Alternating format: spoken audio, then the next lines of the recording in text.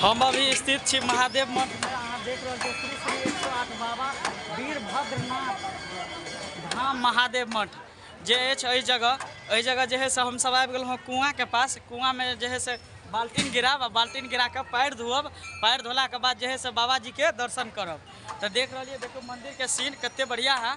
और अंदर में भगवानों के जे है से भोला बाबा के कदी कहे छे प्रतिमा के देखाब केना बनल छे। एहि जगह बहुत प्राचीन काल के जे है से प्रतिमा है। लगभग एहि जगह लगभग 365 दिन में कह रहा है कि 120 दिन या 130 दिन अठजामे हो। बहुत ज्यादा प्रचलित है। छोड़ दियो हम अपने से कल पर एहि जगह कथी करबे। हाँ तो नहीं करे छिए।